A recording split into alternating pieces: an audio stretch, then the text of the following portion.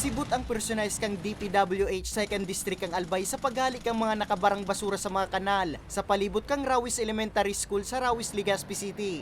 Uli kaya kan surunod-sunod na paguran, pigbabaan ng nasabing eskwelahan. Katunayan, 24 classrooms digdi ang apektado. Sigun sa pamayo kang eskwelahan, haloy na ninday ning pigpo problema. Kaya kung makusugda ang paguran, pigsususpender na ninda ang klase. Naabot po sa lampas tuhod po ang tubig baha kapag grabe po ang uran.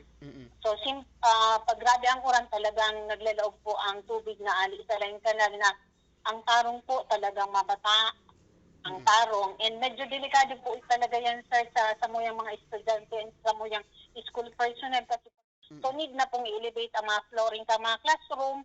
And then, need na din ki new construction, ki new school building. Inyuts kami po, sir, aloy mo na po yan na panahon na pigahagad. Ang mga paguran, padagos pang mamamatayan sa bilog na kabikolan ngunya na simana. Sigun sa Pag-asa, epekto pa ini kang pigbabantayan nindang low pressure area na dagos ng nakalaog sa Philippine Area of Responsibility. Alas 3 kasubong maagahon. Ini yung southern part kang Bicol, ining Masbate, Albay, Sorsogon. Magkakaigwa kita nin mga pag-uran na dulot ka na yung low pressure area. Cloudy kita, mapanganuro na sa itong kalangitan. Din may mga scattered rain showers and thunderstorms. Then yung rest of Bicol, yung Cam Norte sa Cam Sur, northeast monsoon man ang nakaka-apekto ini yung Duros Amihan na kung saan padagos man magtataon nin mga pag-uuran. Hanggang kailan ini sir?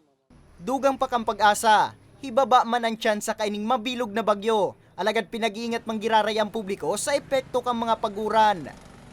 As of 3 a.m., kinakalkula na iniyo na sa distansyang 705 kilometers east of Davao City. May nakabandera man na gale warning, kaya piga-abisuan ang mga lunan ng pandagat na ibitara ng una ang paglawod. Ulita delikado pang maray ang makukusog na ukol.